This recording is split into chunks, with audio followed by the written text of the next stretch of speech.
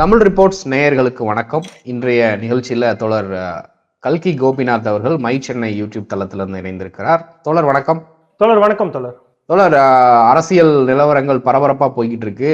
இன்னைக்கு வரக்கூடிய கருத்து கணிப்புகள், அதாவது அபிஷியல் கருத்து கணிப்புகளை தாண்டி உளவுத்துறை கொடுக்கக்கூடிய கருத்து கணிப்புகள், மூத்த பத்திரிகையாளர்கள், அரசியல் திறனாய்வாளர்கள் சொல்லக்கூடிய கருத்துக்கள் என்ன அப்படின்னா, பிஜேபி 200 தொகுதிகளை தாண்டறதே கடினம். அதற்கான காரணங்கள் என்ன சொல்றாங்கன்னா, உத்தரப்பிரதேசத்துல சமாஜ்வாடி பார்ட்டி அகிலேஷ் யாதவோட நேத்து கூட்டணி தொகுதி பங்கீடுகளை உறுதி பண்ணிட்டாங்க. அறிவிப்பையும் வெளியிட்டாச்சு.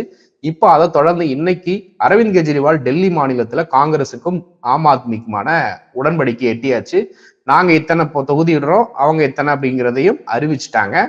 அது போல ஏற்கனவே மகாராஷ்டிரால மகா விகாஸ் ஆகாடி அந்த இதுவும் உறுதியாயிருச்சு. தமிழ்நாட்டிலையும் உறுதியாயிருச்சு. இன்னும் அனௌன்ஸ்மெண்ட் பண்ண வேண்டியதுதான் பாக்கி அப்படிங்கிற கருத்து. பீகார்லையும் சுமூகமா தான் போய்கிட்டு இருக்கு. எல்லா பக்கமே இந்தியா கூட்டணி உறுதியாயிருச்சு. என்டிஏ கூட்டணி எங்க போச்சு அப்படிங்கிற ஒரு கேள்வி. 370 ஜெயிக்க முடியும் அப்படின்னா இதெல்லாம் கூட்டணி கட்சிகள்கிட்ட கேட்டுட்டு மோடி அறிவிச்சாரா அப்படிங்கிற பல கேள்வி. அது சும்மா வாய்ஸ் அவுடால் தான் விடுறாரு மோடி. ஆனா உண்மையான நிலவரம் பிஜேபி என்டிஏ சேர்ந்தாலே 210 தாண்டாது. இந்தியா கூட்டணி வலுவா இருக்கிறாங்க அப்படிங்கிற ஒரு கருத்தை சொல்றாங்க. நீங்க இதை எப்படி பாக்குறீங்க? அதாவது 56 இன்ச்சு புஷ்ஷுன்னு ஆகிட்டு இருக்கிறது. என்டிஏ கூட்டணி மட்டும் இல்ல, பிஜேபி ஆட்சி காணாம போக போகுது அப்படின்றது வெளிப்படையா தெரிஞ்சதாச்சு. இவங்க நல்லாட்சி கொடுத்திருந்தாங்கன்னா இவங்களுக்கு கூட்டணி பலமே தேவையில்ல தோழர். சாமானிய மக்களுக்கு அதாவது பாத்தீங்கன்னாக்கா 2014 காங்கிரஸ் ஆட்சி போகும்போது பாத்தீங்கன்னா மக்கள்கிட்ட ஒரு வெறுப்பு இருந்தது காங்கிரஸ் மேல.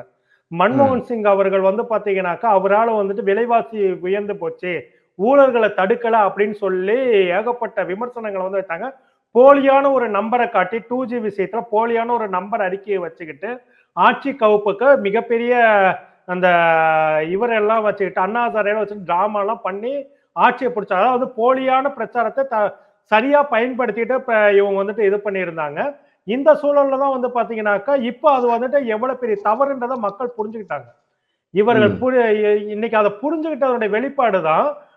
அன்னைக்கு பாத்தீங்கன்னாக்கா பெட்ரோலுக்கு 10 பைசா விலை ஏத்தினாலும் போராட முடிஞ்சது. கேஸுக்கு 10 ரூபாய் விலை ஏத்தினாலும் போராட முடிஞ்சது. மக்கள் தங்களுடைய கருத்துக்களை தெரிவிக்க முடிஞ்சது. ஆனா இன்னைக்கு என்னதான் விலையேற்றம் பண்ணாலும் ஜிஎஸ்டி மூலியமா இவன் நம்ம பாக்கெட்ல மாசம் 30 ரூபாய அதிகமா மளிகை பொருட்களை திருடுறாங்கன்னு தெரிந்தாலும் நம்ம குரல்களை எழுப்ப முடியல. அந்த அளவுக்கு ஒரு மோசமான ஒரு இதா இருக்கு. ஏதாவது ஒரு கருத்தை நம்ம நரேந்திராவுக்கு இது பண்ணாலே உடனே 21ஆம் பக்கம் 200 ரூபாய் ஊப்பின்ட்டு சம்மந்தமே எல்லாம் போட்டுட்டு இருப்பானுங்க. நீங்க அந்த கமெண்ட்லயே பாத்தீங்கன்னா தெரியும், 21ஆம் பக்கம் பேசுறான்னு சொல்லிட்டு. அதுக்கு அவனை பல பக்கங்களை பல விமர்சனங்கள் இருக்கும். ஆனா அவனுக்கு தெரிஞ்சதெல்லாம் 21ஆம் பக்கம் மட்டும்தான் இதாயிட்டு இருக்கு. இவ்வளவு கேவலமான இந்த நபர்களை வைத்து கொண்டுதான் நான் இந்த பாஜக இன்னொன்னு பாத்தீங்கன்னா நான் முன்ன சொன்ன மாதிரிதான் இவர்கள் நல்லாட்சி கொடுத்திருந்தாங்கன்னாக்கா கூட்டணின்னு எதுக்கு இவங்களுக்கு அதாவது கூட்டணிக்கு அதாவது 370 தொகுதிகளை ஜெயிப்போம், 30 தொகுதிகள் கூட்டணி ஜெயிக்கும்னாக்கா எவ்வளவு இருமாப்போட நீ பேசுன. இன்னைக்கு பாத்தீங்கன்னா கூட்டணிக்காக ஏன் கதவு திறந்திருக்குன்னு சொல்லணும் இல்லைங்களா? நீ அவ்வளவு உனக்கு மேல நம்பிக்கை இருந்ததுனாக்கா நீ தனியாவே நின்று ஜெயிச்சு காட்டலாம். அது நம்ம தனியா நில்லுன்னு சொல்ல கிடையாது. உனக்கு நம்பிக்கை இல்லைன்னு தெரியுது. அப்படி நம்பிக்கை இருந்திருந்ததுனாக்கா இந்நேரம் உங்ககிட்ட உங்க கூட்டணியில இருக்கக்கூடிய ஜெராக்ஸ் கட்சிகளே ஒரிஜினல் கட்சிகளை எல்லாத்தையும் பிரிச்சுதான் ஜெராக்ஸ் கட்சிகளை எல்லாமே வச்சுட்டு இருக்கிறாங்க. அந்த ஜெராக்ஸ் கட்சிகளை வச்சா நீ இது பண்ணலாம். அந்த ஜெராக்ஸ் பேப்பர் கூட நம்பாத அளவுக்கு ஒரு கேவலமான ஆட்சி நீ நடத்திருக்க. ஜெராக்ஸ் கட்சிகள் கூட நம்பாத அளவுக்கு இவ்வளவு கேவலமான மட்ட ரகமான ஆட்சி நடத்திருக்கிறாங்களா? அவங்க கூட அவங்க கூட இன்னைக்கு மிரட்டினா இது பண்ண மாட்டாங்க. இன்னொன்னு இவங்க ஊழல் ஆட்சி காங்கிரஸ் மேல ஊழல் குற்றச்சாட்டு பண்ணாங்க இல்லைங்களா? இவங்க ஈடி ரைடு அனுப்புற பல நிறுவனங்கள் பாத்தீங்கன்னாக்கா அந்த நிறுவனம் எல்லாம் கிட்டத்தட்ட ஒரு 300 கோடி ரூபாய்க்கு மேல தேர்தல் பத்திரங்கள் வாங்கி வச்சிருக்காங்க. ஆமா, முதல் நாள் ஈடி ரைடு போகும், அடுத்த நாள் தேர்தல் பத்திரம் போயிடுது. இவ்வளவு ஒரு மோசமான ஊழலை சிஸ்டமேட்டிக்கா பண்ணக்கூடிய ஆட்சி இந்த ஆட்சி தான். அதாவது வெளிப்படையா சொன்னாக்கா நரேந்திரா மேல ஊழல் குற்றச்சாட்டு இருக்கானாக்க இல்ல, அமித்ஷா மேல ஊழல் குற்றச்சாட்டு இருக்கானா இல்ல, நிர்மலா சீதாராமன் மேல ஊழல் குற்றச்சாட்டு இல்ல. எல்லாமே பாத்தீங்கன்னா சட்டப்பூர்வமா லீகலைஸ்டா இருக்குது. வெளிப்படையா அவன் சட்டப்பூர்வமா பண்ணி இருக்கிறான். எல்லாமே ஊழல் தான் பண்ணி இருக்கிறாங்க. பாஜக கட்சி ஊழல் தான் பண்ணி ஸ்வச் பாரத் திட்டத்துக்கு ஓகேங்களா பாஜக கட்சி நிதி வசூல் பண்ணி இருக்கிறான். நமோ ஆப் மூலியமா அப்படி பண்றதுக்கு எந்த ஒன்றிய அரசோட திட்டத்துக்கும் தனியார் அமைப்புகளும் தனியார் நிறுவனங்களும் நிதி வசூல் பண்ணக்கூடாதுன்னு சட்டம் இருக்கும் போது பாஜக கட்சி வந்துட்டு நமோ ஆப் மூலியமா வசூல் பண்ணி முறையீடு பண்ணி இருக்கிறாங்க. இதை பத்தி சத்தியம் டிவி அரவிந்தாக்ஷன் அவர்கள் வந்துட்டு ஆர்டிஐ மூலியமா உண்மையை கொண்டாந்து வெளியே போட்டதுக்கு அப்புறமேட்டும் இன்னைக்கு வரைக்கும் இந்த ஊழல் வந்து பேசப்படல. 251 ரூபா மொபைல் ஊழல் வந்துட்டு யாருக்கா தெரியுதா? அந்த 251 ரூபா மொபைல் ஊழலுக்கு முக்கியமான பிராண்டா இருந்தது ஒன்றிய பிரதமர் நரேந்திரா தானே. அவர் கொண்டு வந்த மேக் இன் இந்தியா ஸ்கீமை வச்சுட்டு தானே இத்தனை இது பண்ணாங்க. அந்த ஊழலை பத்தி என்னைக்காவது இவனுக்கு வாயை திறந்தானுங்களா? எதுக்கு எடுத்தாலும் ஊழல், எல்லா ஊழலையும் வந்து பாத்தீங்கன்னாக்கா சிஸ்டமேட்டிக்கா மிக தெளிவாவே வந்து பண்ணியிருக்காங்க. அது ஊழல் மக்களுக்கு தெரியாது. அந்த ஊழல் மக்களே மறந்துட்டாங்க. இந்த 251 ரூபா போனை பத்தி இன்னைக்கு வரைக்கும் எந்த ஊடகங்களும் வாயை திறக்கல. வந்தப்ப பெருசா பேசினவங்க இந்த 251 ரூபா போனை பத்தி ஏன் இது வரைக்கும் திரும்ப திரும்ப பேச, சத்தியம் டிவி மட்டும்தான் அதை பத்தி பேசி இருக்கிறாங்க, வேற யாரும் பேசல. ஸ்வச் பாரத்துக்கு வந்துட்டு நமோ ஆப் மூலியமா இவங்க பண்ண அந்த ஸ்கேமை வந்துட்டு பெருமளவில் யாருமே பார்க்கல. சத்தியம் டிவி அரவிந்தாக்ஷன் விட்டதை காப்பாடு மை சென்னையில நாங்க வந்துட்டு 2-3 பேர்த்த இன்டர்வியூ பண்ணி அதுல என்ன நடந்ததுன்னு பார்த்தோம். அப்புறமேட்டு ஜீவா டுடேல ஜீவாண்ண பேசினாரு. இதை தவிர வேற யாரும் இதை வந்துட்டு பெருசா எடுத்துக்கல. ஓகேங்களா? ஏன்னா இவ்வளவு பெரிய ஊழல்கள் செய்திருக்கிறாங்கன்றத இண்டிபெண்டன்ட் யூடியூபர்ஸ் கூட வந்துட்டு அதை எடுத்து பேசுறதுக்கு தயங்கமான இந்த சூழல். அப்படிதான் இருக்கிற சூழல்ல வந்து பாத்தீங்கன்னாக்கா இந்த விஷயங்கள் வந்து ரொம்ப மோசமா போயிட்டு இருக்கிறதுனால இந்த ஆட்சி மேல மக்களுக்கு நம்பிக்கை இதாகுது. இன்னொன்னு விவசாயிகள் போராட்டம் கண்ணுக்கு முன்னாடி தெரியறதுனால இவங்க 200 அதனுடைய ரிசல்ட் எல்லாம் தெரிஞ்சதுனால இந்த கூட்டணி கட்சிகள் வந்துட்டு இவங்களோட பேச மாட்டேன்றாங்க. இந்தியா கூட்டணி காணல் நீராயிடுனாங்க, கடைசியில என்டிஏ கூட்டணி வந்து பாத்தீங்கன்னா காணல் நீரா தான் போயிட்டு இருக்குது. இங்க இருந்த கிருஷ்ணசாமி உங்களை நம்பி வரமாட்டேன்றாரு. இப்ப ஜி கே வாசன் உண்மையிலேயே வந்துட்டு பிஜேபி மேல நம்பிக்கை இருந்தா ஜி கே வாசன் என்ன பண்ணிக்கணும், ஆட்டோமேட்டிக்கா போய் சேர்ந்திருப்பாருல்ல. ஜி கே வாசனே நம்பாத அளவுக்கு ரொம்ப மோசமான ஒரு நிலைமையில தானே பிஜேபி இருந்திருக்கு. உத்தரப்பிரதேசத்துல கூட்டணி தொகுதி பங்கீடுகள் உறுதியாயிருச்சு. அரவிந்த் கெஜ்ரிவால் டெல்லியிலையும் தொகுதி பங்கீட உறுதி பண்ணிட்டாரு. இந்த 2 விஷயத்தை எப்படி பாக்குறீங்க? தோழர், உண்மையிலே வரவேற்கத்தக்க ஒரு விஷயம். ஏன்னா வந்து பாத்தீங்கன்னாக்கா இந்தியா கூட்டணியில வந்துட்டு மிகவும் பெரிய தொகுதி பங்கீடுல மிகப்பெரிய சிக்கலை ஏற்படுத்தக்கூடிய இடமா இருந்தது வந்து பாத்தீங்கன்னாக்கா இந்த உத்தரப்பிரதேசமும் டெல்லியும் தான் சொல்லிட்டு இருந்தாங்க. ஏன்னா வந்து பாத்தீங்கன்னாக்கா உத்தரப்பிரதேசத்துல வந்துட்டு அகிலேஷ் வந்துட்டு உடன்பட்டு வரமாட்டாரு, காங்கிரஸ் வந்து குறைவான தொகுதிகள் தான் கொடுப்பாங்கன்னு சொல்லிட்டு பண்ணாங்க.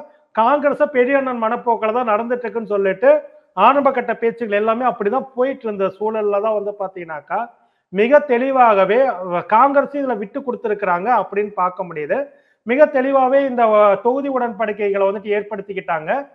கிட்டத்தட்ட 63 தொகுதிகளில் சமாஜ்வாதியும் 17 தொகுதிகளில் வந்து பாத்தீங்கன்னாக்கா காங்கிரஸ் கட்சியும் வந்துட்டு போட்டிடுறாங்க. உண்மையிலே வரவேற்கத்தக்க. ஏன்னா ஒரு காலத்துல வந்து பாத்தீங்கன்னாக்கா நாடாளுமன்ற தேர்தல்னாக்கா மாநில கட்சிகள் கம்மியான இடத்துல போட்டிடுவாங்க, தேசிய கட்சிகள் அதிகமான இடத்துல போட்டிடுவாங்க. ஆனா இன்னைக்கு வந்து மாநிலங்களோட உரிமைகளையும் காக்கப்பட வேண்டிய அவசியம் இருக்கிறதுனால மாநில கட்சிகள் அதிகமான இடங்களை போட்டிட்டே ஆகணும். ஏன்னா ஒரு மாநிலத்துக்கு எதிரான சட்டங்கள் வந்துட்டு ஒன்றிய அரசு வந்துட்டு இயற்றப்படும் போது பாத்தீங்கன்னாக்கா அதை தடுத்து நிறுத்தது அந்த மாநிலத்தின் ஒரு குறிப்பிட்ட வலு இருந்தாதான் அது முடியும். அதுக்காக மாநில கட்சிகளுக்கு தான் எந்த இடத்துலயும் அதிகமான இடங்கள் இருக்கணும். அந்த படியில வந்து பாத்தீங்கன்னாக்கா அவர்கள் வந்துட்டு சரியா எடுத்திருக்காங்க. அதே மாதிரி டெல்லியில 7 மக்களவையில 4 தொகுதியில ஆம் ஆத்மியும் 3 தொகுதியில வந்துட்டு காங்கிரஸுக்கும் வந்துட்டு கிட்டத்தட்ட சரிசமமான ஒரு நிலைப்பாட்டுல தான் போயிருக்கிறாங்க.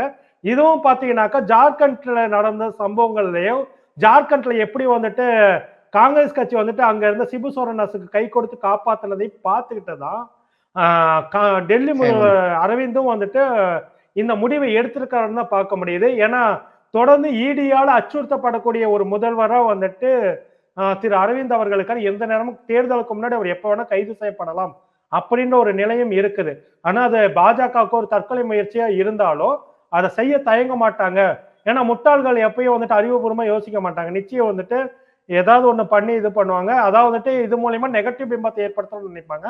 அது நெகட்டிவ் பிம்பமா எல்லாம் பாசிட்டிவ் பிம்பமா இந்தியா கூட்டணிக்கு தான் வரும். எது எப்படியாவது தொகுதி உடன்பாடு ஓரளவு நமக்கு வந்து மகிழ்ச்சியை கொடுக்குது. இதே மாதிரி எல்லா இடத்துலயும் பண்ணி வெஸ்ட் பெங்கால்லையும் பஞ்சாப்லயும் இதே மாதிரி ஒரு நிலைப்பாடு எடுத்திருந்தாங்கன்னாக்கா வெற்றிக்கான விஷயங்கள் வந்து நமக்கு இன்னும் ஆறுதலா இன்னும் பலமா இருந்திருக்கும் அப்படின்னு தோணுது. ஆனா பிரிந்திருந்து தாக்குறோம் அப்படின்ற ஒரு பேர்ல வந்துட்டு இது பண்ணாங்க. இது எந்த விதத்துல கை கொடுக்கும்னு தெரியல. ஆனா பெரிய தொகுதியான உத்தரப்பிரதேசத்துல சரியா வந்துட்டு கூட்டணியை வந்துட்டு உறுதிப்படுத்திக்கிட்டாங்க. இது உண்மையிலேயே வரவேற்கத்தக்க ஒரு விஷயம். ஏன்னா உத்தரப்பிரதேசத்துல மெஜாரிட்டியான தொகுதிகளை யார் அதிகப்படியா வெல்றாங்களோ அவன் அந்த கட்சி தான் ஆட்சியை பிடிக்கின்ற ஒரு சூழல் யதார்த்தமான உண்மை. அந்த மாநிலம் வந்துட்டு பிரிக்கப்படாம, ஏன்னா இவ்வளவு பெரிய மாநிலம் வந்துட்டு இவ்வளவு ஜனத்தொகையோட இருந்தாக்கா ஒருங்கிணைந்த வளர்ச்சி இருக்காது. அது கண்டிப்பா வந்துட்டு அடுத்து காங்கிரஸ் கூட்டணி வந்தாக்கா தயவு செஞ்சு தங்களுடைய கட்சி நிலைப்பாடு உத்தரப்பிரதேசத்தை 2ஆ பிரிச்சே ஆகணும். பெரிய மாநிலமா இருக்க உத்தரப்பிரதேசத்தை பிரிச்சாதான் அந்த மக்களுக்கு சமமான வளர்ச்சியை வந்துட்டு கொடுக்க முடியும். இல்லைன்னா கொடுக்க முடியாது அப்படின்றதான் எடுத்தாம செய்யும். அப்படி இருக்கும்போது இது நியாயமான ஒரு இந்த உடன்படிக்கை வந்து நமக்கு சந்தோஷத்தை தான் கொடுக்குது. மிகப்பெரிய அளவுல இதாகும். ஏன்னா இந்தியா கூட்டணியில வந்துட்டு பாத்தீங்கன்னாக்கா ரொம்ப இளம் தலைமுறையினர் ரொம்ப மெச்சூரா நடந்துக்கிறாங்கன்னு தெரியுது. மத்திய பிரதேசத்துல கூட வந்து பாத்தீங்கன்னா கமல்நாத் அவர்களுடைய நிலைப்பாடு தான் கடந்த தேர்தலில் வந்துட்டு அவங்க தோல்விக்கு காரணம். அந்த இடத்தெல்லாம் பாத்தீங்கன்னாக்கா இந்த தடவை மிக தெளிவாகவே ராகுல் காந்தியோட தலையிடம் ஐயா மல்லிகார்ஜுனோட சாதுரியமான முடிவுகளும் தான் காரணம். இதுல மிக தெளிவாவே எடுத்திருக்கிறாங்க, சாமர்த்தியமா எடுத்திருக்கிறாங்க. உண்மையிலே வரவேற்கத்தக்கன்றது. ஓரளவு நம்பிக்கை மூச்சு விடலாம். இப்ப கொஞ்சம் நம்பிக்கை மூச்சு, நிம்மதி மூச்சு விட முடியுது. பாஜக வந்து தோல்வி பயத்துல இருக்கிறாங்க. அவங்கள பாஜகவுக்கே தெரியும் அவங்க 200 இடங்களை ஜெயிப்பதே கடினம் அப்படிங்கிற ஒரு விஷயத்த அரசியல் மூத்த பத்திரிகையாளர்கள் முதற்கொண்டு இப்ப பேச ஆரம்பிச்சிட்டாங்க. அதனாலதான் இப்ப இன்னைக்கு காலையில பாத்தீங்கன்னா தொகுதி பங்கீட வந்து ஆம் ஆத்மி பார்ட்டி அறிவிச்சிட்டாங்க. அடுத்த செய்தி வருது, அரவிந்த் கெஜ்ரிவாலுக்கு அமலாக்கத்துறை 7வது சம்மன் அனுப்பியிருக்கு அப்படின்னு. சோ பாஜக வந்து முழுக்க முழுக்க நல்லாவே தெரியும், என்டிஏ கூட்டணியாக சேர்ந்து போட்டியிட்டாலும் 200 இடங்களை தாண்டறது 210 அதிகபட்சம் வரலாம், அதை தாண்டி போகாது. அது அவங்களுக்கு நல்லா தெரியறதுனாலதான் இப்படிப்பட்ட நெருக்கடிகளை கொடுக்குறாங்க. நேத்து பாத்தீங்கன்னா காங்கிரஸ் கட்சி வருமான வரித்துறை கிட்டத்தட்ட ஒரு 65 கோடி ரூபாயை அவங்க அனுமதியே இல்லாம அக்கௌண்ட்ல இருந்து எடுத்திருக்கிறாங்க. இன்னைக்கு அரவிந்த் கெஜ்ரிவால் தொகுதி பங்கீடு அனௌன்ஸ் பண்ண உடனே அவருக்கு வந்து அமலாக்கத்துறை சம்மன் அனுப்புது. இந்த தோல்வி பயத்துல இருக்கிறாங்க. இன்னொன்னு உளவுத்துறை செய்திகளும் மோடிக்கு போயிருக்குது, இப்ப இருக்கக்கூடிய நிலைமையில பிஜேபி திருப்பி ஜெயிச்சு வர்றதுக்கு வாய்ப்பு இல்லை அப்படின்னு கொடுத்திருப்பதாகவும் சொல்றாங்க. இதை எப்படி பாக்குறீங்க? கண்டிப்பா தோல்வி பயத்துல பாஜக இருக்குன்றது வெளிப்படையா தெரிந்த ஒரு விஷயம் தான். அதனாலதான் பாத்தீங்கன்னாக்கா இந்த அளவுக்கு தேர்தல் நேரத்துல இவ்வளவு அரட்டல் மிரட்டல்களை வந்து பண்ண ஆரம்பிக்கிறாங்க. ஒரு தொகுதி உடன்பாடுல உறுதியான உடனே வந்துட்டு ஒரு இடியோட சம்மன் வருதுனாக்கா எப்படான்னு காத்துட்டு இருந்திருக்காங்கன்னு அர்த்தம். கடைசி நேரத்துல ஒரு அச்சுறுத்தலை கொடுக்கலாமான்னு சொல்லிட்டு இது பண்ணிட்டே இருக்கானுங்க. அதாவது சர்வாதிகாரிகள் வந்துட்டு வீழக்கூடிய சூழல் வரும்போது பாத்தீங்கன்னாக்கா அவன் கம்முன்னு இருக்க மாட்டான். கடைசி நேரத்துல தன்னை காப்பாத்திக்கிறதுக்காக ஏதாவது ஒரு குழந்தைய கையில வச்சுக்கிட்டு மிரட்டுவானுங்க பாத்தீங்களா? இல்லைன்னா கடைசியில ஒரே ஒரு புல்லட் இருக்க துப்பாக்கி வச்சுட்டு சுட்டுடுவான்னு சொல்லிட்டு இது பண்ணுவானுங்க. அந்த மாதிரியான ஒரு வேலையை தான் இவங்க வந்து டம்மியா பண்ணிட்டு இருக்காங்க. கடைசி நேரத்துல அச்சுறுத்த பார்க்க முடியுமான்னு பாக்குறாங்க தோல்வி பயத்துல. ஆனா அந்த இது வந்துட்டு நடக்காது அப்படின்னு தெரிஞ்ச உடனே தான் இப்ப அரவிந்துக்கு மட்டும் நம்ம வந்திருக்குன்னு நினைக்கிறோம். உண்மையிலே இப்ப அரவிந்துக்கு மட்டும் வரல, எல்லாத்துக்கும் வரும். உதாரணத்துக்கு சொல்லனாக்கா தமிழ்நாடு முதலமைச்சர் மு.க. ஸ்டாலின் அவர்களுக்கும் வரும், உதயநிதி அவர்களுக்கும் இடி சம்மன் வரதோட கைதும் செய்யப்படலாம். இவர்கள் எதை வேணுமானாலும் செய்வார்கள் தோல்வி பயத்துல. இன்னொன்னு வந்து பாத்தீங்கன்னாக்கா ஒரே நாடு ஒரே தேர்தல் கூட வரதுக்கான வாய்ப்பு இருக்குமான்னு ஒரு, ஏன்னா ஒரு பக்கம் பாத்தீங்கன்னாக்கா இங்க தேர்தல் அறிவிப்புகள் இன்னும் காலதாமதம் ஆகிக்கிட்டே போயிட்டு இருக்குது. தேர்தல் அறிவிப்பு எப்போ வரும்ன்றத பத்தி தேர்தல் ஆணையம் வந்துட்டு மூச்சை விடல. ஒரு டெட் சைலண்ட்டை கடைபிடிச்சிட்டு இருக்கிறாங்க. இது எல்லாமே இதாட்டுக்கு. எப்பவுமே பாத்தீங்கன்னாக்கா கடந்த காலங்களை பாருங்க, தேர்தல் அந்த இடைக்கால பட்ஜெட் இது பண்ண தேர்தல் அறிவிப்பு எப்போ வரும்ன்ட்டு ஒரு கேள்வி உருவாகிட்டே இருக்கு. தேர்தல் ஆணையத்தை நோக்கி எல்லா மீடியாக்களும் போகும். இப்ப எந்த மீடியாவும் தேர்தல் ஆணையத்தை நோக்கி போகிறதே கிடையாது. இடைக்கால பட்ஜெட் தாக்கல் செய்ய முடிஞ்சதுக்கு அப்புறம் எந்த ஒரு சைலன்ஸ் உருவாகி இருக்குது. இந்த எல்லாமே ஒரு அச்சத்தை என்ன பண்ணா ஒரே நாடு ஒரே தேர்தலை இவங்க அனௌன்ஸ் பண்ணாலும் பண்ணலாம். அதுக்கான வாய்ப்புகளை அவங்க வந்துட்டு ஏற்படுத்திட்டு இருக்காங்க. ஏன்னா ஒட்டுமொத்தமா அவங்ககிட்ட ஒரு பெரிய மெஜாரிட்டி இருக்கிறதுனால அவங்க கண்மூடித்தனமா கிறுக்குத்தனமா ஏதாவது ஒண்ணு பண்ணுவாங்க. அது எப்படி பண்ணா தமிழ்நாட்டுல அவங்களுக்கு நெகட்டிவ் ஆயிடும். வெளிப்படையா அது தெரிஞ்ச ஒரு விஷயம். அப்படி இருக்கும்போது பாத்தீங்கன்னாக்கா இருந்தாலும் சர்வாதிகாரிகள் தங்களுடைய இறுதி காலங்களில் மிகப்பெரிய முட்டாள்தனங்களை பண்ணுவாங்க. அந்த முட்டாள்தனத்தை ஒன்றிய பிரதமர் நரேந்திரா பண்ண ஆரம்பிச்சிட்டாரு. அதனால வந்துட்டு எது வேணாலும் செய்வாங்க. இன்னொரு பக்கம் யோகியும் ஒரு பிரதமர் கனவில் இருப்பதனால மிகப்பெரிய சிக்கல் வந்துட்டு இப்ப பாஜகவுல நிலவுகின்ற இந்த அதிருப்தி இருக்கு இல்லைங்களா, நரேந்திரா அமித்ஷா மேல இருக்கிற அதிருப்தி வந்து பாத்தீங்கன்னாக்கா நட்டாவுக்கும் இவருக்கும் திரும்புது, யோகிக்கும் ஒரு பக்கம் திரும்புது. யோகி தான் அடுத்த பிரதமர், நரேந்திராவோட யோகி சிறந்தவன் சொல்ல ஆரம்பிச்சிருக்கானுங்க. இதெல்லாம் ஒரு ஆபத்தான ஒரு சமிக்கைகளா தெரியுது. எது எப்படினாலும் இந்த பிஜேபி கூட்டணி இந்த தேர்தலில் தோல்வி அடைந்தால் மட்டும்தான் இந்தியா தப்பிக்கொண்டதை நம்ம சொல்லிக்க வந்தோம். கண்டிப்பா தோழர். உங்கள் கருத்துக்களுக்காக நன்றி தோழர். நன்றி தோழர்.